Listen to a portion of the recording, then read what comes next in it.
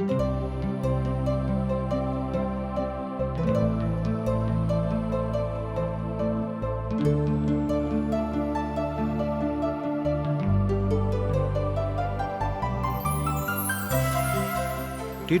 India के प्रस्तुति आशक इजोत बाइबल के पुस्तक के क्रमबद्ध अध्ययन अछि, जाहि में अहाँ सबके वह मिलैक जे परमेश्वर द्वारा बनावल गेल मसीह के स्वरूप में जिये के लेल आवश्यक अछि। बाइबल यह बातों के बुनियादी रूपरेखा के सेहो शामिल करै छथि कि विश्वास के दोसर के संग कोना कऽ जियो के अछि। यह यीशु मसीह के अनुसरण करै छी।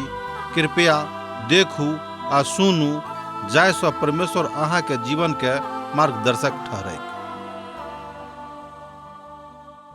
आशाक इजोत मैथिली कार्यक्रम में एक बेर और हम अहाँक अभिनंदन यीशु मसीह के मीठ पवित्र अनुग्रहकारी नाम में कऽ रहल छी। हमरा सब आजुक दिन योतामक राजक विषय में देखब कि हुनक राज कोन तरहक रहनि, कियाक कि इस्राएली इतिहासक के एकटा महान पोथीक हमरा लोकनि पढ़ि रहल छी। जेना हम आरंभे में अहाँके बाजल छलहुँ हैं कि इतिहासक दोनों पोथी, पहिल पोथी आ दोसर पोथी, दोनों पोथी इस्राएली राष्ट्रक इतिहासक विषय में बखान करैत अछि। जेना हम आरंभ बाजने रहौं, योतामक राज। योताम और एकटा राजा छल जिनका अहाँ नीक राजाक श्रेणी में राखि सकैत छी। यहूदाक लगातार 3टा नीक राजा भेटलनि जे बड अप्रत्याशित लागैत अछि, आ ओहि कालक लेल तऽ ई बात बड असंगत सेहो लागैत छल, बा एना कहियो असंगत लागैत अछि। जहन योताम राज करऽ लगलाह, ओहि काल में ओ 25 बरखक छलाह आ ओ 16 बरख धरि यरूशलेम में राज करैत रहि गेलाह। हुनक मायक नाम यरूशा रहनि जे सादोगक बेटी छलीह। एहि बातक अहाँ एक पद में पढ़ि कऽ देख सकैत छी।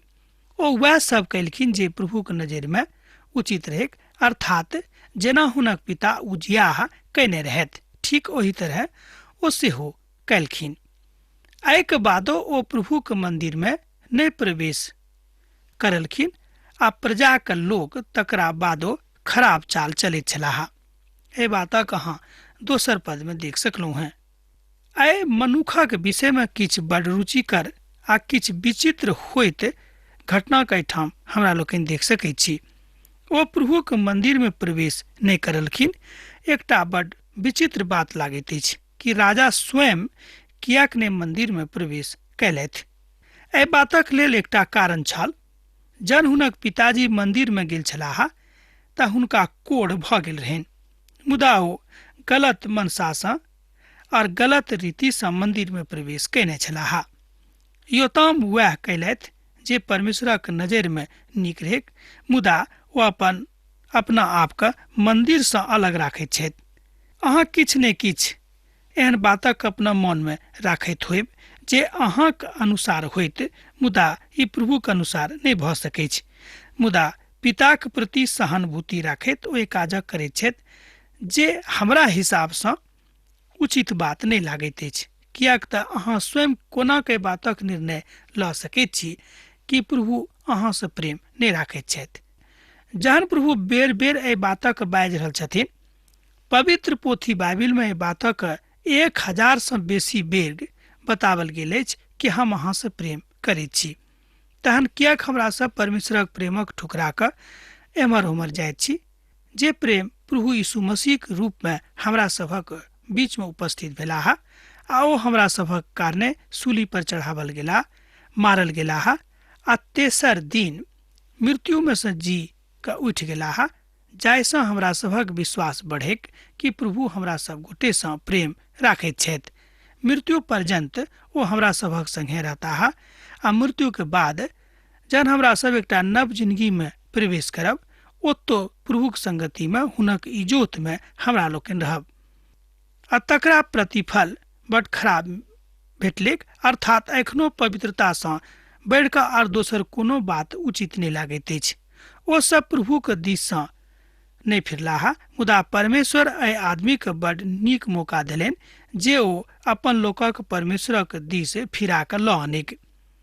मात्र एही कारण से वो मंदिर में नहीं गेला है जे हुनक पिताजी मंदिर में गेला के कारणे कोढ़ी भ गेल रहैत।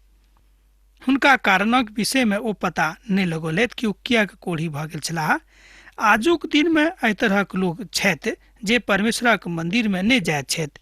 कारण की अछि कि हुनका मन में परमेश्वरक प्रति जे विश्वास छनि से डरक कारणे छनि, पवित्रता के कारणे नहीं छनि।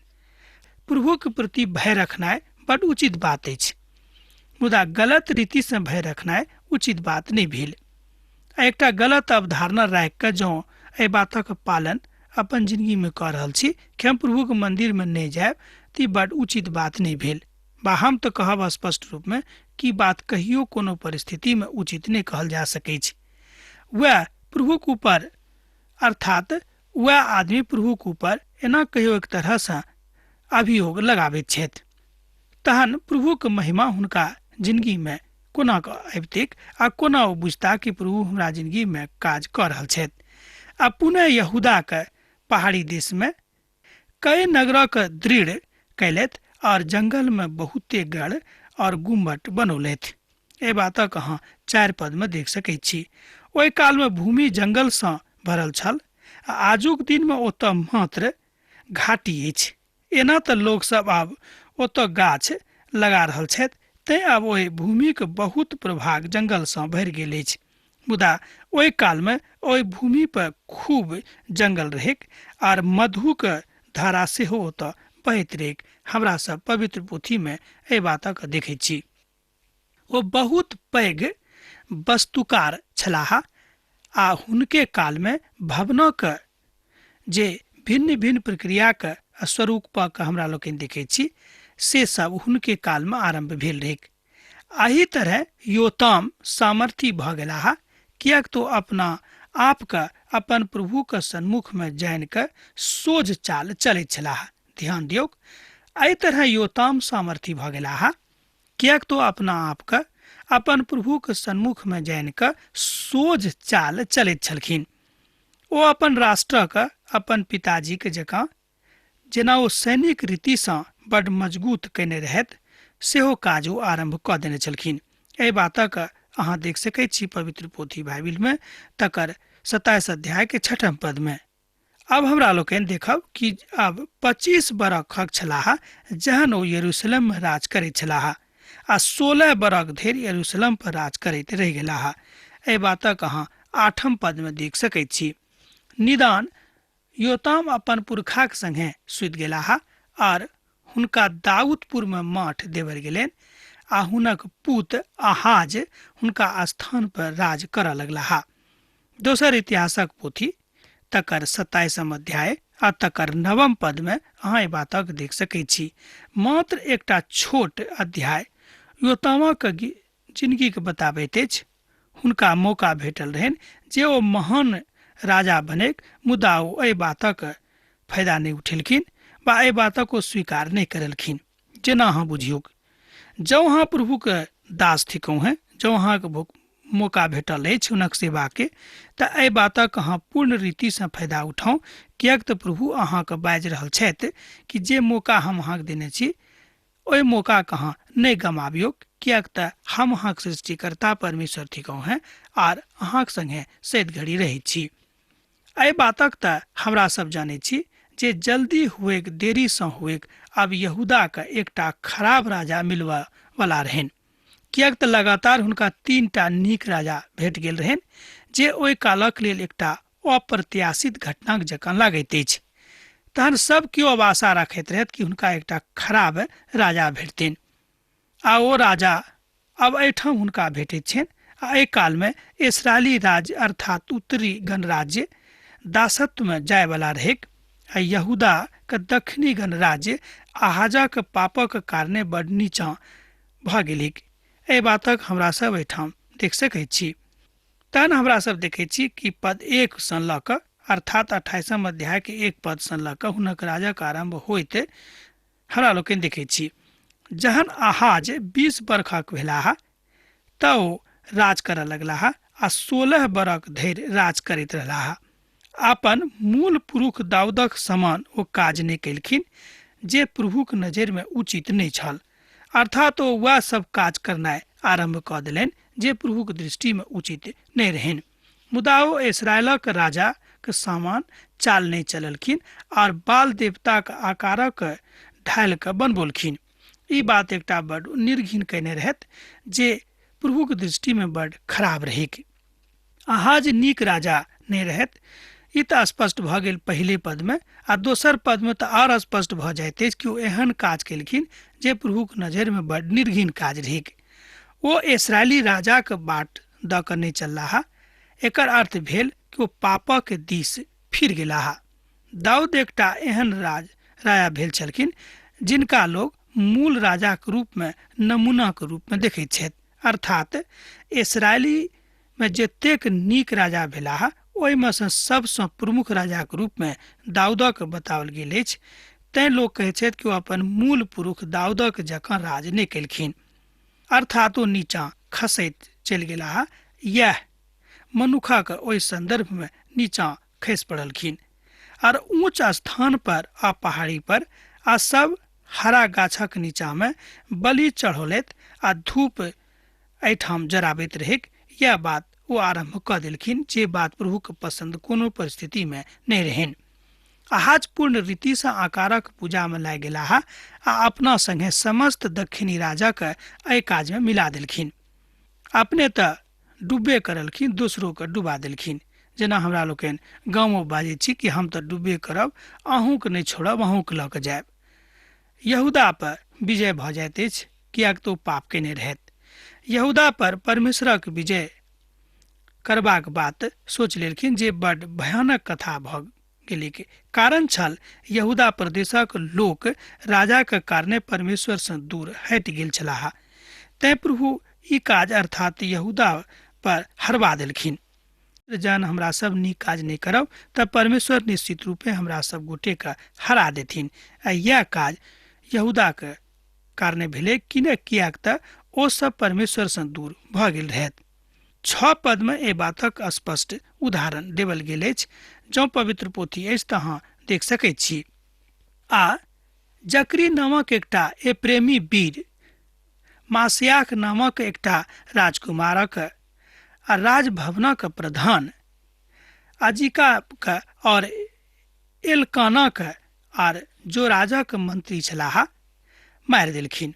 और इस्राएली अपन भाई में से स्त्री, बेटा आ बेटी के मिलाकर 2 लाख लोकक बंधुआ बना के और हुनक बहुत लूटक छीना के मारि के आ सामरी नगरक दिस लऽ गेल छलाह। एहि बातक अहाँ 7 पद आ 8 पद में देख सकैत छी। एहिठाम हमरा लोकनि देखैत छी परमेश्वरक न्याय, कियाक तऽ यहूदा प्रदेशक लोग अपन राजा के कारणे अपन प्रभु से हटि गेलाह। तैं हुनका सभक ई बात भोगऽ पड़लनि।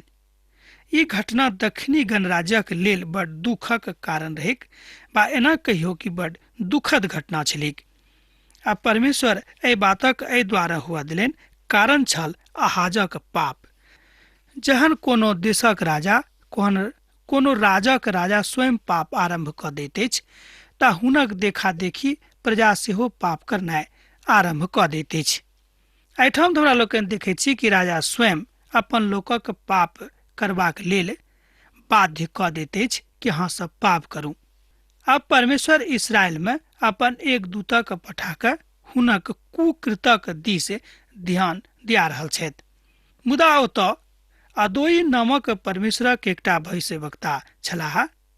ओ सामरी नगर से आबय वाला सेना से मिलकर हुनका बाजऽ लगलाह, सुनू, अहाँक पितरक परमेश्वर यहूदी पर झुंझला कऽ अहाँक ऊपर कऽ देने छथि और अहाँ हुनका ऊपर क्रोध कऽ कऽ एहन घात कयलहुँ हैं जे हुनक शोर स्वर्ग में पहुँच गेल अछि।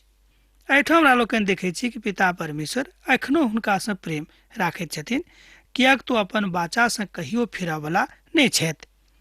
ओ हुनका ऊपर एहि द्वारा दंडक आज्ञा आनि देलखिन, कियाक कि हुनक न्याय के रास्ता रहन, बाट रहन। मुदा अपन भविष्यवक्ता के पठा कऽ बा अपन बजनिहारक पठा कऽ हुनका सभक समाद दऽ दैत छथि कि अहाँ कियाक हुनका संगे अर्थात परमेश्वरक संगे एहन काज कऽ रहलहुँ हैं, तैं अहाँ सब हारि रहल छी। हमर श्रोता मित्र, हमरो सब अपन अपन जिंदगी में बहुत बेर हारैत छी, कारण अछि हमरा सभक पाप। मुदा एहि बातक हमरा लोकनि विश्लेषण नहि करैत छी कि हमरा सभक हार किएक भऽ रहल अछि। और अब अहाँ एहि बातक ठान लेलहुँ हैं जे यरूशलेमीक दास दासी बना कऽ आ दबा कऽ राखब कि अहूँ अपन प्रभु परमेश्वरक नजरि में दोषी नहीं थिकहुँ हैं। दोसर इतिहासक पोथी एहिठाम 28 अध्याय 10 पद एहि बातक कहैत अछि। और अब अहाँ एहि बातक ठानि लेलहुँ हैं जे यरूशलेमीक दास दासी बना कऽ आ दबा कऽ राखब कि अहूँ अपन प्रभु परमेश्वरक नजरि में दोषी नहीं थिकहुँ। विचार कऽ कऽ देखियौ कि दोसराक तऽ अहाँ संदेश दैत छी, दोसराक तऽ अहाँ प्रवचन दैत छी, कि अहाँ स्वयं तकरा ऊपर चढ़ैत छी। एहि बातक ऊपर अहाँ ध्यान दियौ। एहिठाम टीकाकार साहब कहैत छथि कि बहुत बेर हमरा सब दोसर गोटेसँ तऽ नीक नीक बातक आशा राखैत छी, मुदा स्वयं अपन आचरणक दिस ध्यान नहि दैत छी। परमेश्वर अपन लोकक गुलामी में जयबासँ बचा रहल छथि। एहि बातक अहाँ एहिठाम व्यवस्था विवरणक पोथी तकर 25 अध्याय 39 पद से लऽ कऽ 40 पद में देख सकैत छी। आ तहन उत्तरी गणराज्यक किछु अगुआ जौर भऽ कऽ एहि बातक ऊपर सोच विचार आरंभ कऽ दैत छथि। हमर भाई बहिन, हमरो सभक एहि तरहक सोच विचार रखबाक अछि। एहि तरहक बातक जाननाइ बड़ जरूरी भऽ जाइत अछि। ओ सब बंदी बनावल गेलाह आ तकरा ओ छोड़ि कऽ ओहिठाम से चलि गेलखिन। आहाज और एकटा बड्ड गलत काज केने रहथि। ओ सहायताक लेल असरिया राजाक लग गेलाह बा अपन लोकक ओतऽ पठौलथि। हुनका तऽ सहायताक लेल प्रभुक दिस फिरबाक रहनि। हाँ, ई राष्ट्रक पाप अहाँ बाजि सकैत छी। बहुत पवित्र पोथीक विद्वान एहि बातक राष्ट्रक पापक रूप में देखैत छथि। किएक तऽ जँ राजा एहि तरहक काज करैत रहथिन तऽ प्रजाके एहि बातक लेल विद्रोह करबाक चाही कि अहाँ किएक पाप कऽ रहल छी आ अपना संगे संगे हमरो सभक पाप में खसाबैत छी। यह बात आजुक दिन हमरा सभक सिखबाक अछि कि जँ हमरा सबमें से केओ पैघ लोक पाप करैत छथि तऽ हुनका लग जाकऽ कहियनि कि अहाँ पाप कऽ रहलहुँ हैं, पाप नहीं करूँ।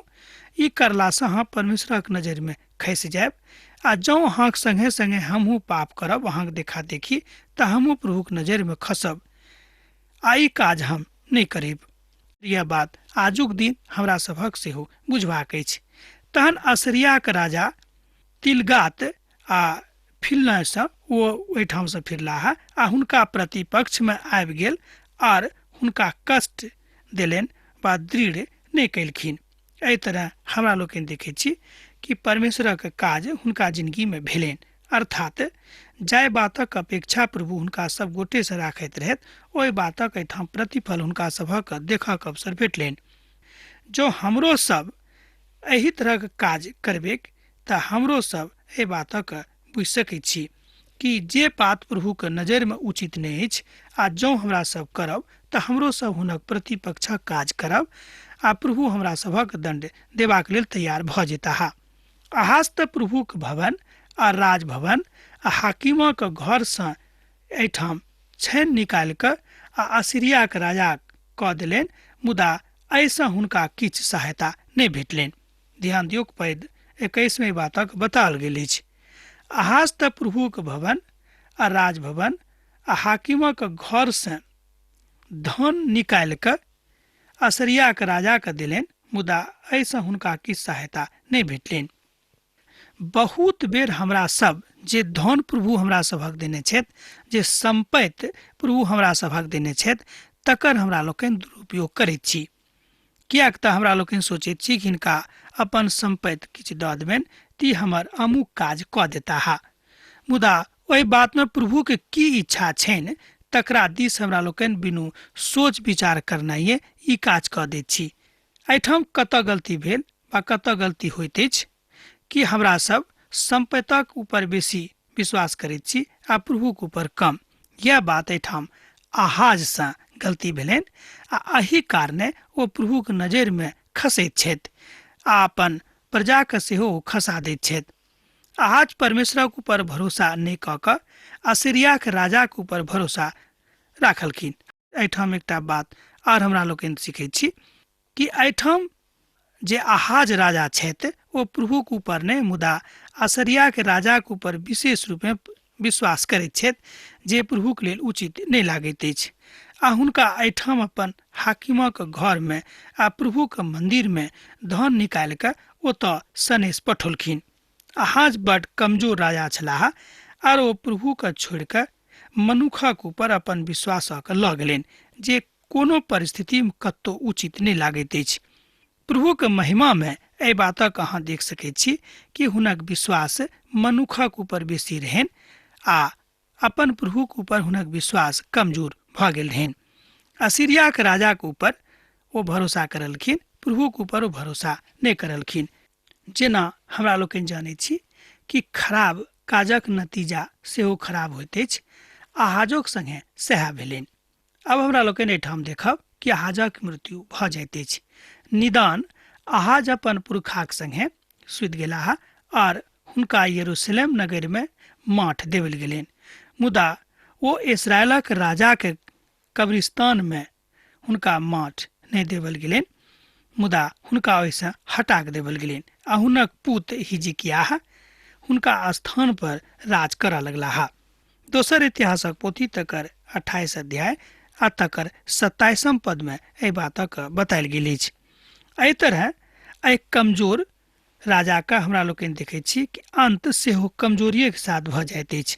प्रभु से नहि प्रेम करलाक कारणे राजा की दुर्गति भेलनि कि हुनक अंत उचित जकाँ नहि भेलनि आ हुनका ओतऽ अर्थात मृत्यु के बादे हुनक देही के उचित स्थान नहि भेटलनि जाय बातक ओ अधिकारी छलाह, किएक तो प्रभु के चुनल प्रजा में से रहैत। चुनल प्रजा भेलाक कारणे ई नहि भेल कि हमरा सभक जे मन में आयत वह करब।